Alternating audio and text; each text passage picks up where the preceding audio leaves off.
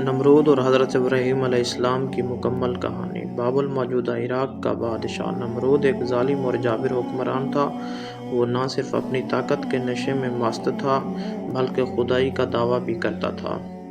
وہ کہتا تھا کہ وہ لوگوں کو زندگی اور موت دے سکتا ہے اور خود کو سب سے بڑا حکمران سمجھتا تھا۔ اس کے دربار میں لوگ آ کر اس کی عبادت کرتے اور جو ایسا نہ کرتا اسے سخت سزائیں دی جاتی۔ نمرود کے خواب کی تعبیر۔ ایک رات نمرود نے ایک عجیب خواب دیکھا۔ اس نے دیکھا کہ ایک روشن ستارہ آسمان پر چمکا اور اس کی روشنی اتنی تیز تھی کہ اس کی سلطنت کا اندھیرا چھٹ گیا۔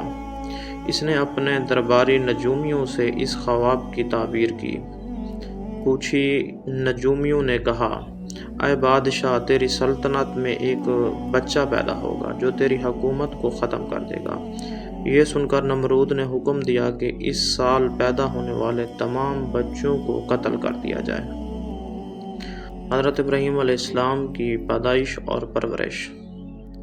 اس سال حضرت ابراہیم علیہ السلام کی پیدائش ہوئی، مگر اللہ کے حکم سے ان کی والدہ صاحبہ نے انہیں ایک غار میں چھپا دیا۔ وہ وہیں پروان چڑھے اور جب بڑے ہوئے تو شہر واپس آئے۔ حضرت ابراہیم علیہ السلام نے دیکھا کہ لوگ بتوں کی عبادت کرتے ہیں جو نہ بول سکتے ہیں، نہ سن سکتے ہیں اور نہ کسی کو نقصان پہنچا سکتے ہیں اور نہ ہی فائدہ دے سکتے ہیں۔ ان کے دل میں سوال پیدا ہوا، یہ کیسے خدا ہو سکتے ہیں؟ حضرت ابراہیم علیہ السلام کا بتوں کو توڑنا۔ ایک دن جب پورا شہر ایک تہوار منانے گیا، حضرت ابراہیم علیہ السلام نے موقع دیکھا اور بت خانہ میں داخل ہو گئے۔ انہوں نے تمام بتوں کو توڑ دیا اور سب سے بڑے بت کے گلے میں کلہاڑا لٹکا دیا۔ جب لوگ واپس آئے تو انہوں نے یہ منظر دیکھا اور سخت غصے میں آ کر پوچھا، یہ کس نے کیا؟ کسی نے کہا، ابراہیم علیہ السلام نامی نوجوان ہمیشہ ان بتوں کے خلاف بات کرتا ہے۔ جب حضرت ابراہیم علیہ السلام کو دربار میں بلایا گیا تو نمرود نے غصے سے پوچھا، کیا تم نے ہمارے معبودوں کو توڑا؟ حضرت ابراہیم علیہ السلام نے جواب دیا، یہ کام تو اس بڑے بت نے کیا ہوگا، اگر یہ بول سکتا ہے تو اس سے پوچھ لو۔ یہ سن کر سب لوگ خاموش ہو گئے کیونکہ وہ جانتے تھے کہ بت نہ بول سکتے ہیں اور نہ کچھ کر سکتے ہیں، مگر نمرود اپنی ہار ماننے کو تیار نہ تھا۔ نمرود کا حضرت ابراہیم علیہ السلام کو آگ میں ڈالنا۔ نمرود نے غضبناک ہو کر حکم دیا کہ ابراہیم علیہ السلام کو جلا دیا جائے۔ ایک بہت بڑی آگ جلائی گئی، اتنی بڑی کہ پرندے بھی اس کے اوپر سے نہیں گزر سکتے تھے۔ حضرت ابراہیم علیہ السلام کو ایک منجنیق میں رکھا گیا تاکہ انہیں آگ میں پھینکا جائے۔ جب انہیں آگ میں ڈالا گیا تو اللہ تعالیٰ نے حکم دیا، اے آگ ٹھنڈی ہو جا اور ابراہیم علیہ السلام کے لیے سلامتی والی بن جا۔ سورہ انبیاء۔ اللہ کے حکم سے آگ حضرت ابراہیم علیہ السلام کے لیے ٹھنڈی ہو گئی اور وہ صحیح سلامت باہر آ گئے۔ دیکھ کر نمرود حیران رہ گیا، مگر اس نے اب بھی اپنی ضد نہ چھوڑی۔ نمرود کا اللہ سے مقابلہ۔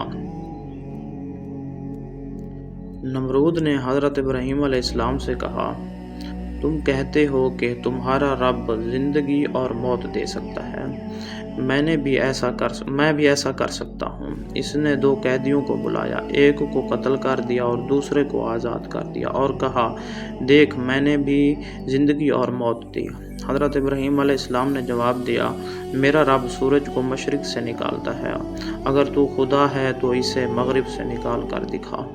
یہ سن کر نمرود لاجواب ہو گیا اور کوئی جواب نہ دے سکا، مگر پھر بھی وہ اپنی طاقت کے زیم میں مبتلا رہا۔ نمرود کا انجام۔ نمرود نے حضرت ابراہیم علیہ السلام کے خلاف سازشیں جاری رکھیں، مگر اللہ نے اس پر ایک عذاب نازل کیا۔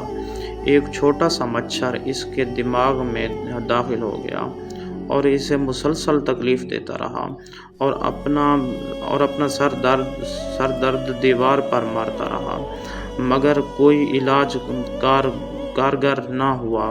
کئی سالوں کی اذیت کے بعد وہ ذلت کی موت مرا۔ سبق۔ یہ کہانی ہمیں سکھاتی ہے کہ ظلم اور غرور کی کوئی حیثیت نہیں اور اللہ کے حکم کے سامنے سب بے بس۔ سچا رب صرف اللہ ہے اور جو اس کے سامنے دشمنی کرتا ہے وہ نمرود کی طرح عبرتناک انجام پاتا ہے۔ اللہ ہمیں حق کو پہنچانے اور اس پر عمل کرنے